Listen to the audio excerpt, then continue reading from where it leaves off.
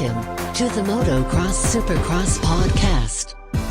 We are back, episode number 44. We're going to be breaking down the 450 race, round 13 in Seattle, as it was a very crazy one, just like the 250 ones. I'm Adam here with Claudio. What's up, Claudio?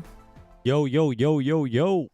We are back at it, going over the 450s now, the big mud fest of Seattle. Dude, Yes. This race is going to be one for the books. This was a legendary race. This is going to be a race that no one will forget. For sure. Yeah. So as we were talking about, in our last podcast, there was a lot of water, a lot of mud, probably the worst opening ceremonies of all times. It rained all night, all day. So Probably more mud than water, though, because there was a lot of mud. for sure. And they kept bringing like dirt. They kept bringing dirt to like mix it in with the mud.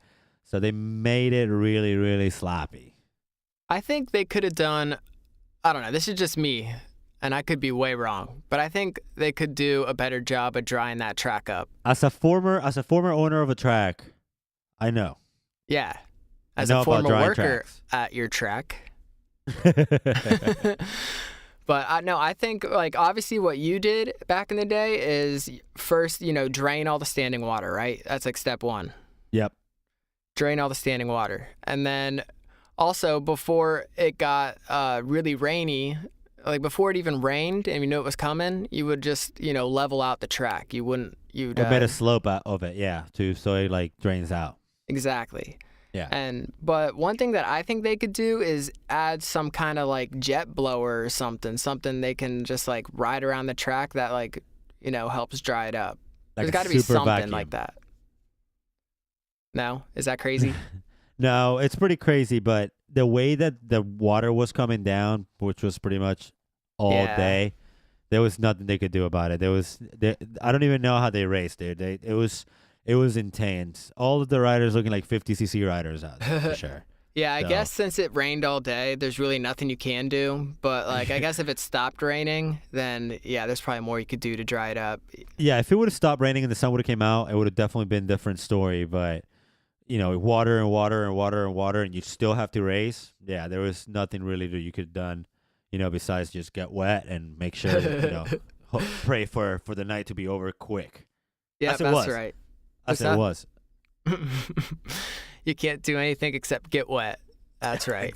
Exactly. But I thought that it was cool. I really liked it. And I actually started thinking, I was like, I think every year they should have one race that's just a straight mud fest, Like, it'd be like mandatory, like the Triple Crown, or like like they just have the sprinklers on the entire time. Like it's hell out there. But I think if you knew it was going to be a mud race, like you could prepare the track different, Those jumps would have more of a roll to the other side and not be so steep, Yeah, who knows, man? I mean, we knew it. We kind of said it beforehand. We were like, just expect a lot of water. We checked the weather, and it was 100% chance of rain.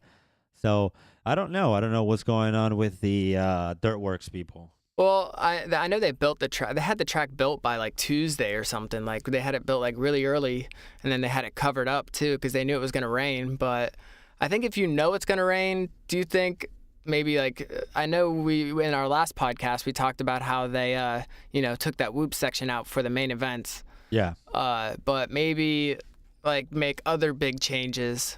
Like whenever it's gonna rain like that, like why not just chop the triples down? It's like, no one's gonna hit the triples. Let's just chop it down a little bit, Well, but they didn't chop them so they can double them like they did. Yeah, well, I mean, you can still double or double out, or Make I don't them a know. I just single feel table. like there's different changes that should be made whenever it's like that. Yeah, I don't know. Yeah, it's over with. Who it doesn't matter anymore. It was a great race. I enjoyed it. I'm sure everybody out there enjoyed it, and a lot of the riders seemed to enjoy it too. Even though it was a mud fest, there were Eli Tomac was saying that he was out there just having fun. Same thing with Anderson. So, which by the way, you took one of the videos. What? I'll tell you someone who didn't have fun, and that would be Christian Craig. He had problems pretty much every single time he was on the track. and he just looked miserable out there.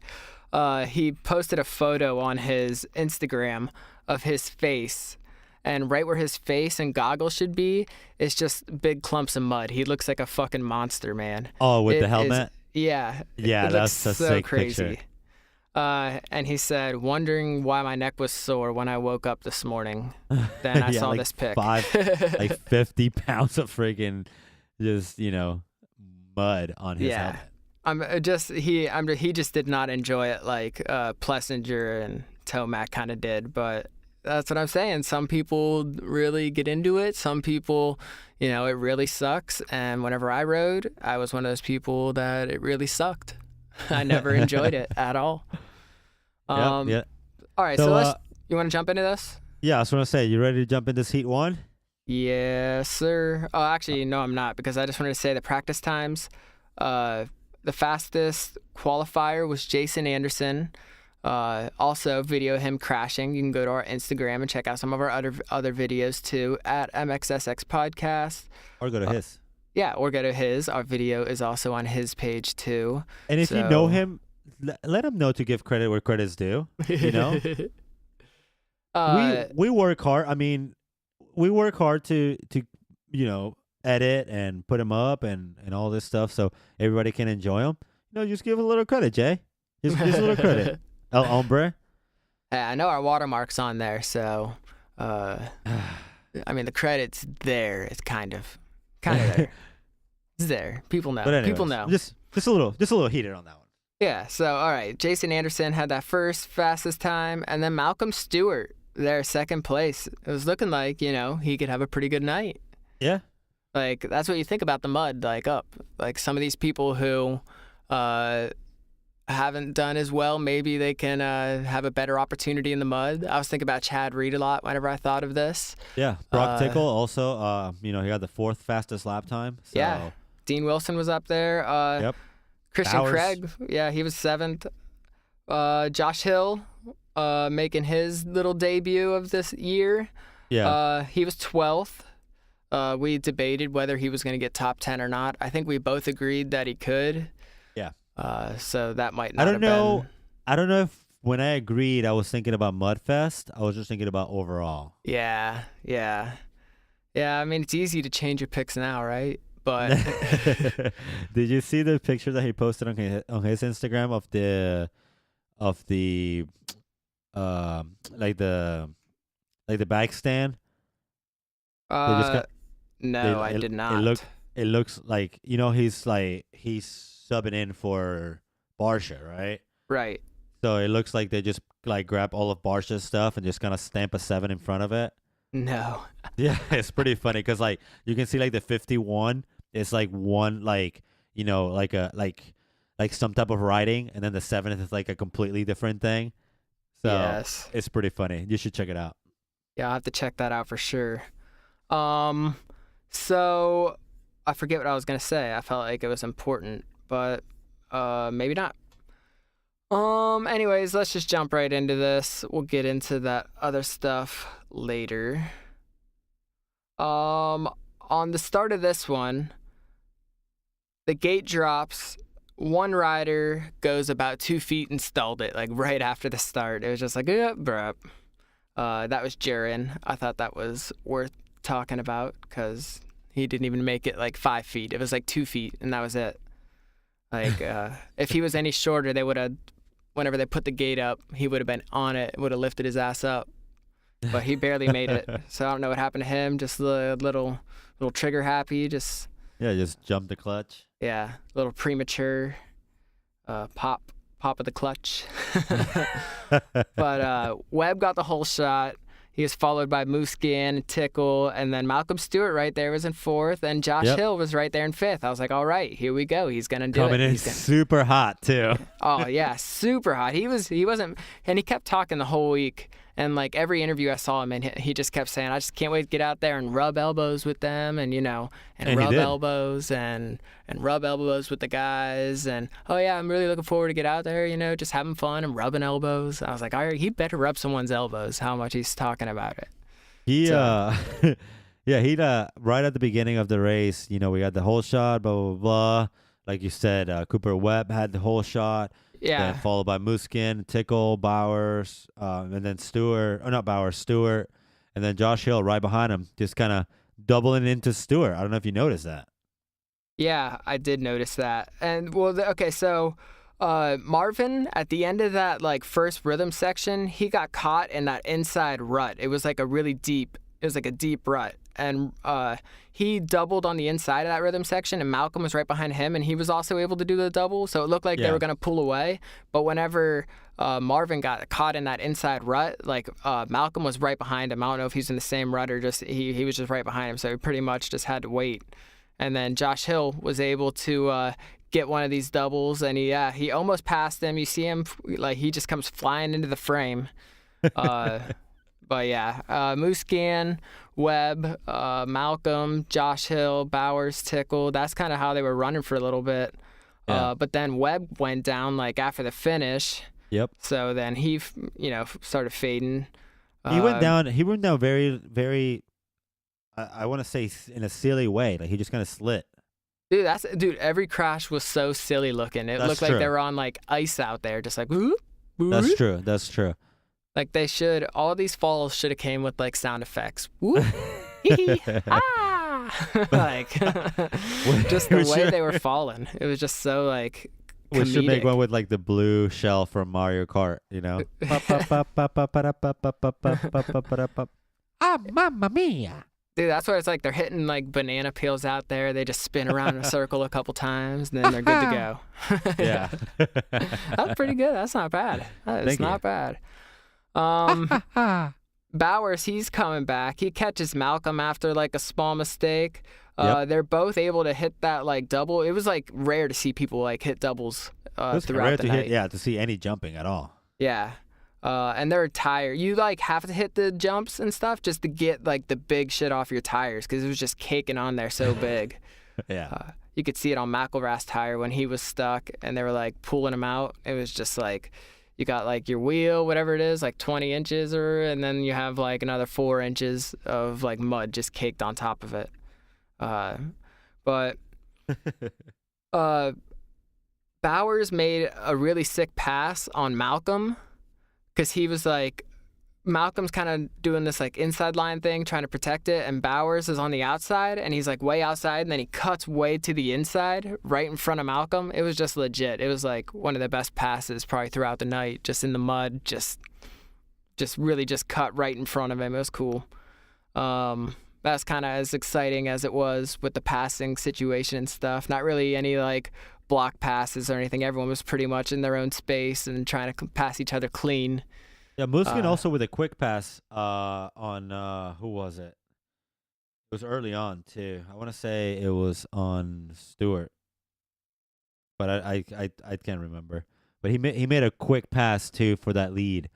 So yeah, and that's how you got to do it too. It's just you got to get up front and you got to make all your passes early because you get stuck behind someone, it kills you.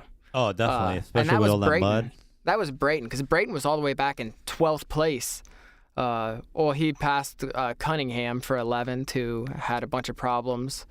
And then the 509 of Nagy, that's when he got buried. He got a little bit off the track and just one of those areas where they're just pushing mud. And his bike just got buried there. It was done. Yeah, he got stuck for sure. Yeah, but I have to respect it though because it got buried right in front of like that little corner post, whatever it was there. It was like a little corner post. Yeah, that's like the. Is there a camera on there? No, that's your shoot. What's the name of it? Is that the red flag, the red light? When the leader goes by, it like flashes. A transponder.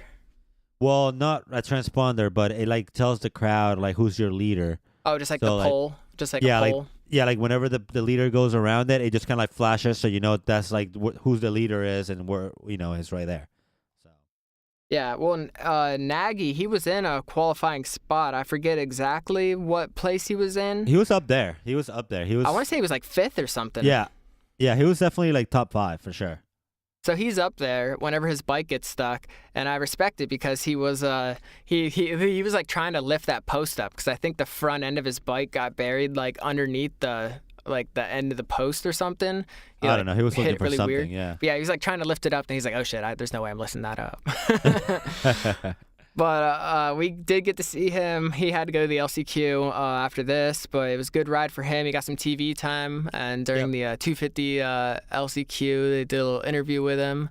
So I'll have to put a video of that up because that was pretty cool. Yeah. So like you said, Muskin, he won the heat, and that's his first time that he won a heat this year. So congratulations. Oh, is it? Yeah. So congratulations, Marvin Muskin, on winning his first heat of the year on the round 13th. A little late, but hey. Hey, better late than never. Brock Tickle with a second place in this heat. Right there. We got to talk about Brock Tickle. And what we got to talk about him is, like, what the heck happened to Brock Tickle? I think we need more cameras because, especially for these kind of races where everyone's, like, having problems and stuff, they didn't say one thing about Brock Tickle at all. He was, like, third off the start, and then he fell way back. No idea what happened to him. And then he passed like some pretty big names to like get back into second, and we just never saw or heard anything about it. So yeah, he made pretty good passes, and I mean, it wasn't pretty stacked. This heat wasn't really stacked up.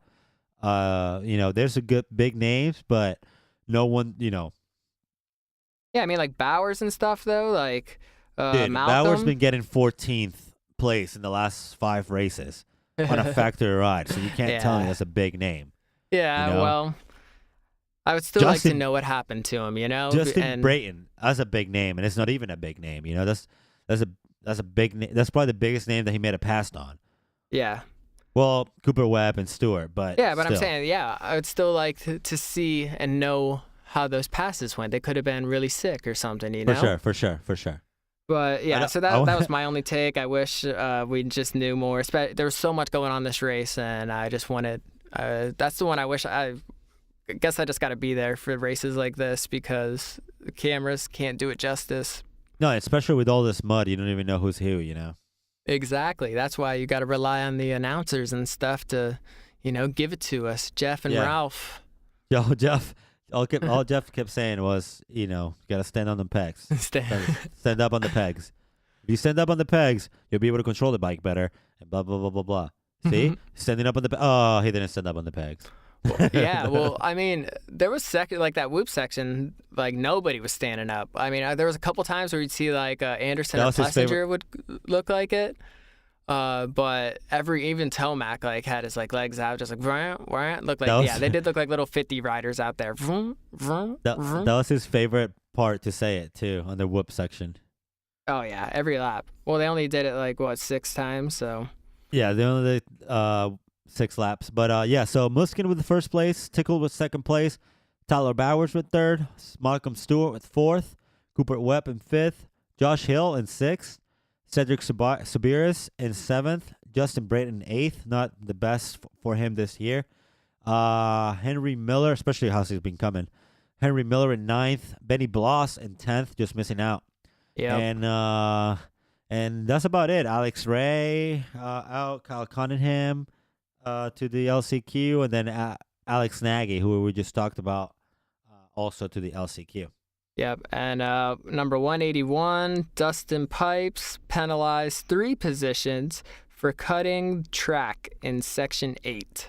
There you go. So I'm not sure what Section 8 was, but interesting that he gets docked 3 positions. Between 7th and 9th. The other 250 riders get docked 2 positions. Maybe we'll have to see, how much they cut. Maybe they do it by how much they cut. It's like, hey, you cut a whole section, so you're getting 3 positions. You cut just a corner, so we're gonna take 2. Exactly. We need some consistency here. We need the consistency, but that's all right. So yeah, it was a good heat. It was pretty exciting for how unexciting it was. As in, like, the big air and stuff, people usually go to Supercross to see. Because we want to see him go fast, we want to see him go high, and we got to see him go slow and stay low. Go low. Exactly. So that was Heat 1. Now, Heat 2, was pretty. It seemed pretty stacked to me because it's got Anderson. There you go. This is a stack heat. We had Tomac, Reed, Baggett, Anderson, Pike, Wilson, those Christian Craig, and Christian Craig. Yeah, all these people, Ben LeMay, everyone's in here. Breezy. That's right. Yeah. That's right. So yeah, so heat number 2, dude. Baggett up front, early with the whole shot. Well, actually, he didn't get the whole shot. It looked like he had the whole shot, but if you slow that thing down and you do it frame by frame, Anderson clearly had the whole shot. So I'm sure that they fixed that because Baggett did have a really good jump, but Anderson just had this sick-ass line, and he just hit Tomac it. was right there, too, so... Yeah, he curved it so perfect that Ren just slid right on the inside of Baggett and definitely got the whole shot. It was a good move by him. And then, but same thing happened in this race. They get to the same place where Marvin got hung up in that first heat is right where Jason he took that same exact line and almost crashed. He didn't crash, but Baggett did allow him. He did get around him and took first place. Just for a little bit though. Anderson let for a bit, and then he went down in the whoops. So Anderson went down in the whoops, losing the lead, and Tomac took it from him and almost going down too. That's right. And that Anderson, I feel like Anderson should have spotters and stuff, people telling him do not take the inside line here. Everybody is getting screwed there. Do not take. And it's just gate drop, boom, straight there. It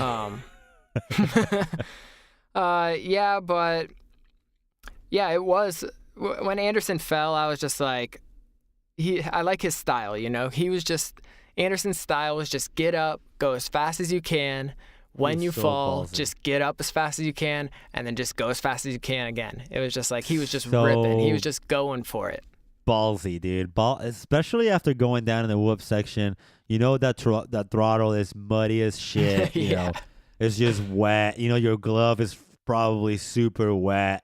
And he still managed to be ballsy, and he still managed to go down again. And he managed to get back all the way to second place. So. Yeah, Eli tried to pass him. He's getting up out of the woo. He, gets up out of wherever he fell. And then Eli is, coming around the outside. And Anderson was, he wheelied out of his rut and just throttled it right in front of Tomac. He's like, no, you're not passing me here. It was pretty badass. Not there, though.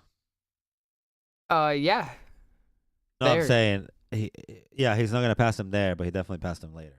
So. Yeah, he wasn't gonna let him pass him there. But... he just looked badass doing it. But Eli was able to make it stick later on. With a 30-second win. Yeah, 39 seconds to be exact. For such a short race too. Yeah. That's a big lead. Yeah, so like we just said, Eli with the win for 30 seconds. Like I also just said, Anderson with the second place. Another one that we really, you wanted to talk about it more now after, but Chad Reed in the third place, man. Good for him. Exactly. And the heat race. Blake Baggett, fourth.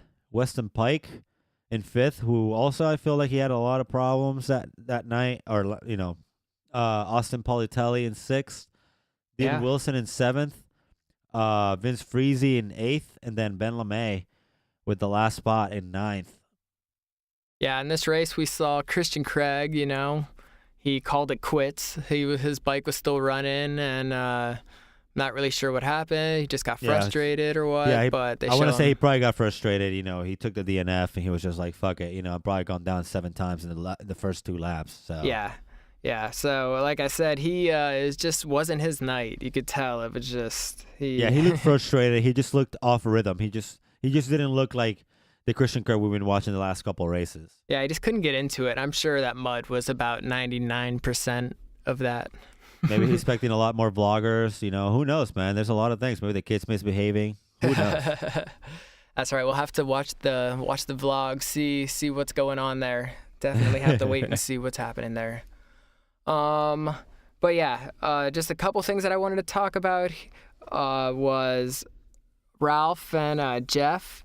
They kept telling Anderson and Daniel Blair, they kept telling Anderson, they said he needs to like calm down a little bit, you know? They're like, oh, he just needs to calm down. Like he was riding too aggressive. But yeah, I kind of like the aggressive. It worked for him. He got second, so. Yeah, I feel like that Jason Anderson is able to compete with Eli Tomac. He said it a couple of races ago. He was like, you know, I want to be able to beat Eli Tomac. You know, I want to be able to, like straight up beat him. Like I want to be able to straight up beat him. That's how I know I'm at the top of my game. Yeah, and one more thing before they went to the commercial break there. You know how Fox does those like stupid promos where they're like, "Hi, I'm Jason Anderson." Blah, blah. That's what I'm saying, man. I was so pissed whenever I saw that. They made Jason Anderson, who's probably like the most badass like rider of the sport, the most like badass person, and then they like take him and like they make him look like a little bitch, kind of, you know? Like, oh, hey, is this microphone on? I'm Jason Anderson, and watch us on Fox Sports 1. It's like, yeah, we're watching Fox Sports 1. You don't have to tell us to watch Fox Sports 1. But then you think, like, about the UFC. You never see the UFC doing that shit, you know? That's a good point. It's stupid. It's just so stupid. That's a good point. Yeah, so you don't see the UFC. Yeah, you're right. You don't see the UFC guys doing those type of promos. Watch Fox Sports 1. Yeah, I'm going to beat someone's ass. Yeah, it's just, I just get so frustrated at those because they're so stupid. There's so many better ways. Even if you do want to film a little, like, watch Fox Sports 1 thing, there's so many better things to do except... Yeah, throw a whip. They all do the same thing with the microphone. Walk up to the microphone. Oh, is this thing on? And then say your name. I'm Jason Anderson. Tell them you're watching Fox Sports 1. You're watching Fox Sports 1. The take is like their number. It's like, oh, take 21. So lame. It's like I watch the Little League World Series every year, and it's kind of like that, what they have the kids do, where they're just like line up and they're like, my name is blah blah blah, and my favorite baseball player is Andrew McCutcheon, and they're just like like it's kind of, that's exactly what it reminds me of. It's like, yo, these guys are badass, man. They do the most like badass the best shit ever. They risk their world, lives every day. Like have them do something cool. Just be like, yo, like watch Fox Sports 1. Oh, yeah. Show them in like light a fire behind them or something. Like do something cool. Like maybe anything is better than what they're doing. Anything. Like have Jason Anderson just sitting out by the beach or something. I don't care. Just have him holding a picture of a beach. I don't give a shit. But the whole microphone thing is really, really annoying now, you know? I've been doing it all year. The same exact thing. All right, man. Just tell them how you feel. Yeah, well, it's out there now, so... Yeah, somebody's going to listen to it. I know the producers of this listen to us, so I'm sure our opinions are noted, and they'll probably fix it for next season. Hey, man, we've thrown a lot of good ideas, especially like the one with the last podcast with the coming onto the track thing, you know, the 3 fingers in the air and the round up. Yeah. If you cut the track early, instead of like going back around the turn, you just stop, you hold your hand up, you count to 3, you do a little lasso thing, maybe a little crowd wave, actually, and then you point up to the AMA box, and then you go, and you're good. There you go. That's no penalty. That's 5 seconds right there. Exactly. Actually, all right, so since we're talking about these ideas, and because I'm thinking of the future of the sport, whenever it's all electric bikes out there. How do you think those Alta bikes would do in the mud? Because we saw Adam Cianciarulo like have his clutch just fried out. I mean, those bikes. Someone asked me the same question last night. They were like, "Are you watching this thing?" And I said, "Of course."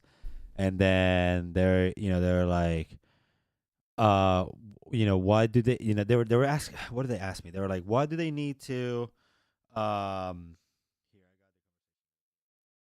What you need? He says. What was it? Well, here's the thing, because you have these electric bikes and they don't have clutches. They just have like one gear. It's just like go.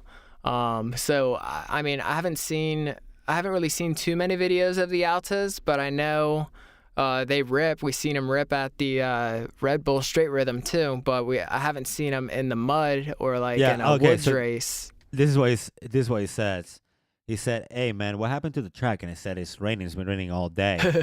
And he goes, "What the hell "Oh happened yeah." out there? And then he's like, "Oh, I see it now." And I go, "Yeah." He goes, "Dude, these mains are gonna be horrible." And I said, "I know. I can't wait. It's gonna be overheating bikes and everything for sure." And he goes, "What do you mean overheating? Why? Not enough not enough airflow?" And I said, plus a lot of water, plus a lot of clutching, plus just mud in general. He goes, "Well, you need a clutch," and I explained it to him that you need to just clutch it because the bike will shut off if you don't.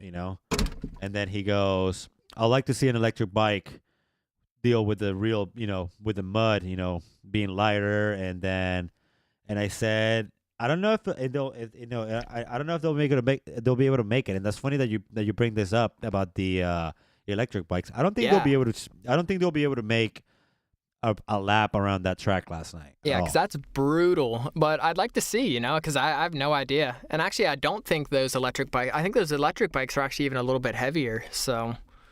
I don't know if a little bit heavier. They're probably around the same weight because they're trying to compete with these bikes. Right. But I feel like more with like throttle wise, I just don't. I don't feel like there's like a medium. Medium on. I don't really know. I haven't ridden one yet. I haven't seen one live. I haven't touched one. Nothing. But I see them kind of like a race car. Like a RC car.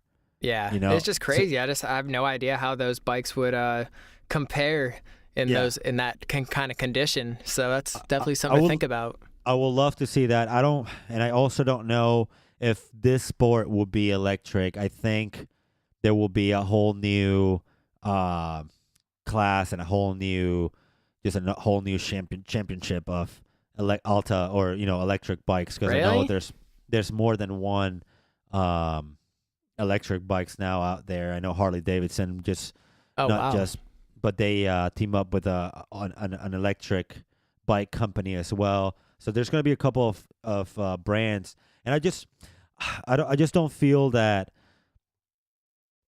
those bike can hang with these. Yeah, probably not. It's hard to tell because that track was just so brutal, so slippery, deep ruts. So definitely. We'll have to, just stay in touch for the future. Yeah, a perfect person to ask this question is Nate Adams. I know Nate Adams has been doing a lot of things with these electric bikes. He's been doing a lot of freestyle with them. So, he's also sponsored. He's sponsored by them, so maybe I don't know if he'll give us the truth. He'll be, oh yeah, those bikes are awesome for sure. He'll make it through that. Yeah, kind of like Villapoto and the Yamahas.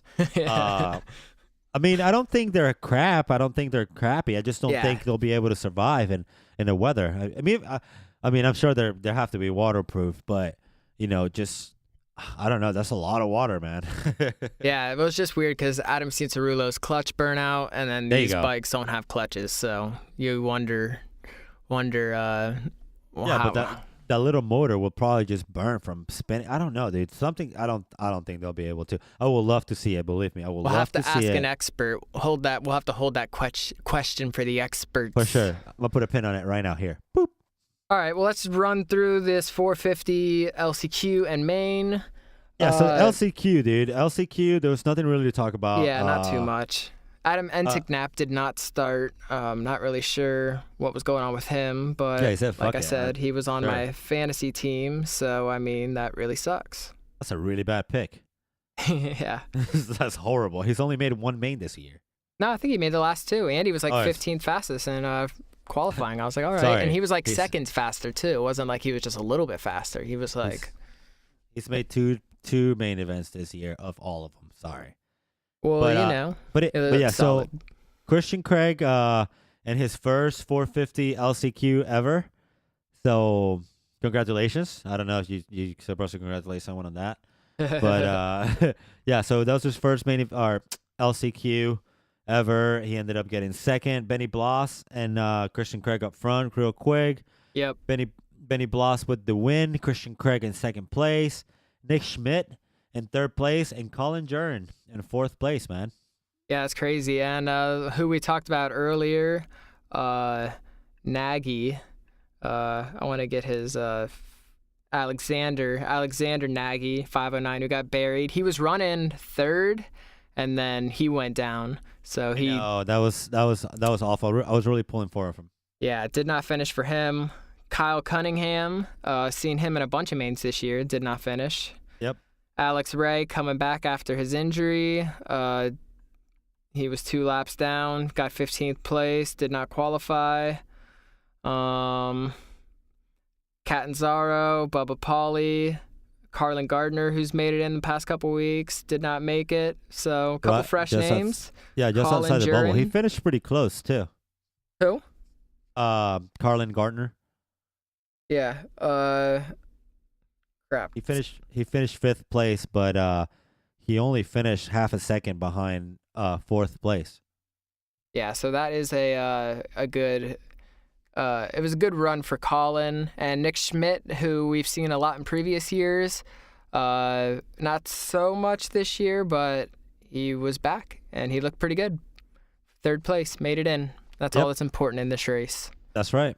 So that was that, and let's go ahead and move on to the main event. This track was in bad condition, real bad condition, real deep ruts everywhere. So same as the 250s, the 450 main event also got cut.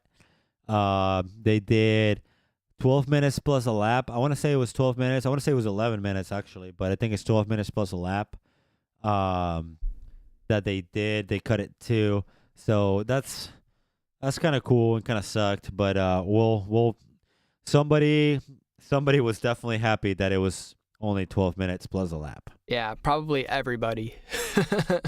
Well, somebody especially someone. Oh yeah, yes, that's right. Okay, so before this race even started, they showed that flashback to 2008 in Daytona where I was there.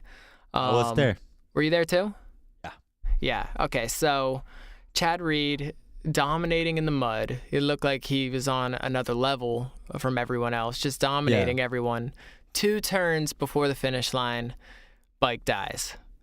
Then he's walking out covered in mud. Yeah, he was like a minute and 30 seconds in front too. Yeah, killing everyone, killing them. It gives borderline a crime what he was doing to everyone on that track. And then he, has to DNF, and he's just walking off the track. Two turns before the finish. So obviously coming into this race, that's obviously in everybody's mind. They just showed it on TV. So I know. Just remember that for the end of this race. Yeah. So right from the beginning, the top 3 guys up front, Jason Anderson with a great hole shot, Eli Tomac and Muskin right there as well. Yep, that's right. And I'm pretty sure Muskin got the hole shot on that one. At least the credit for it. But Baggett was right there in 4th. Josh Hill was there in 5th. But Brayton, he was 17th. Malcolm, he was like way back in 20th because he went down like in the second turn or something. He went down on the start. He went down on the start with Benny Bloss. Oh, is that right? Yeah. Oh yeah, that is right. Well, what happened? It wasn't on the. It was like near the start. It was like on that second rhythm section. He was coming around the outside, and it looked like Cooper Webb got a little hung up in one of the ruts, so he jumps to the left side and pretty much goes right into Benny Bloss, and I think it was Cedric. So those 3 were down. So that kind of sucked for them. Tomac passed Muscan. He almost crashed a bunch of times, but he saved it. He had a mistake in the beginning, but he had a great save too. Yeah, he's like jumped off the side, did a little running man next to it. It was so legit. Yeah, yeah. He just kind of like bloop, bloop, boop. Yeah, so that was pretty dope. That was a good save by him. He looked pretty cool doing it. It didn't lose any time. Probably gained some time too, pushing off like that. Josh Hill. He made a couple of mistakes, but he kept it together, which is good. Tomac. But that's everyone. Everyone was all over the place. Like Josh Hill went down, Freeze. Okay, so Josh Hill goes down, and then Freeze falls. Which sucks because they took him out of the top 10, that's what we're talking about. Yep, that's right. That's right. And like we said earlier, I think it was on the last podcast where the 250 Adam Cianciarulo crashed, and then whoever it was, Dakota Alex, crashed right in front of him. Yeah. And then Oldenburg and Costello, and the same thing happened here. Josh Hill went down, and then Freezy crashes right behind him as soon as like Hill gets going. So it was just funny. Everyone's crashing in the exact same spots. But then after that happened, Chad Reed moves to 5th place, and we're just like, oh yeah, like I know, if man. there's any opportunity for Chad Reed to do so good, it's this race right here. He did great too. He did great.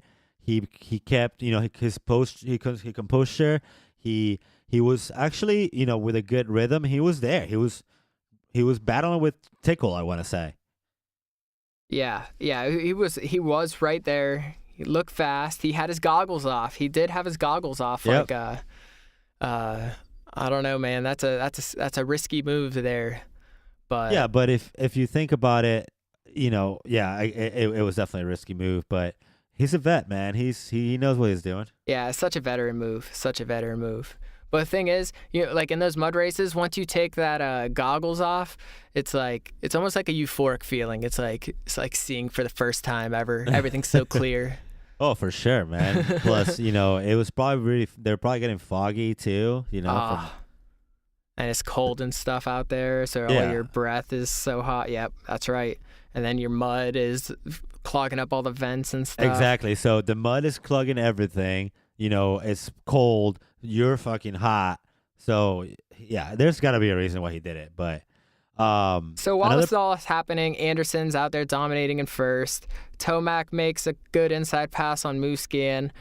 Christian Craig gets hung up, almost crashes right between the finish line jumps, in between like the jump and the landing. Yep. And you could tell he's just hating it, hating Just every second of it. I know he was in a sketchy spot too. He was Yeah, that's not a good place to fall. No, not at all. So yeah, Chad Reed was running 5th, running without his goggles, which also gets sketchy too when they start like lapping people and stuff, because you don't want to get sprayed in the face, especially with we were talking about all those rocks and stuff they had on the track last year. So Anderson, like you said, he was dominating for a little bit, and then he also runs into a little problem. He goes down. He does. He goes down, and here's the thing. He fell right in front of that flagger, right in front of him. And, like, in the past, we've seen, like, earlier in the 250s, we saw the flagger helping McElrath get his bike going again and stuff, right? Remember that? He, like, kind of pulled him out a little bit. Okay. And then Anderson goes down, and he makes eye contact with the flagger, and the flagger makes eye contact with him and doesn't help him. Oh, I was like, oh. He kind of like shrugged his shoulders, like, I can't help you kind of thing. Maybe after the Savachi incident, they stole the flaggers not to help the guys. Yeah, maybe. Except I clearly remember seeing them help McElrath get his bike out of there. But well, maybe they don't like Anderson because he took one of his videos. That's kind of what it seemed like. That is kind of what it seemed like. Maybe Anderson took one of their videos and put it on his Instagram and didn't give him any credit. And he's like, oh, look at that. Oh, that's funny. That's pretty funny. Or they're like, hey, you're the points leader, and this is coming from the CEO of Feld Entertainment. They said, if Anderson goes down, do not help him. We need him to do shitty. The other way. Yeah, just look. But I just thought it was funny. He just made clear eye contact with him. And it was just like a moment. They had a moment right there, but it was not a good moment for Anderson. So I just thought that was funny. I want to go back and look at that now. Yeah, maybe I'll put it up on the Instagram. Please, we'll have to do that. Please do. I want to see that. Put like hearts. Put like hearts around it. Like everything else is blurry. Maybe like a little heart like that, like gets the size of like a little zoom in. It gets like size of the screen. Like the Instagram filter that it goes ding ding ding ding. Yeah. Yeah, like that one. Some kind of music playing for sure. All right, so let's keep going with this painting. So yeah, that's what happened to Anderson. Webb, he got past Reed, and Bowers almost gets past Reed too. And then this is when Chad Reed, he just shifts up another gear, and he's just like, no way am I going to lose 2 positions right now. He said, no way, Jose. Yeah, he holds off Bowers and he's like reeling in. He's starting to reel in Cooper Webb on that last lap. And then, we're coming towards the finish line. Eli Tomac wins.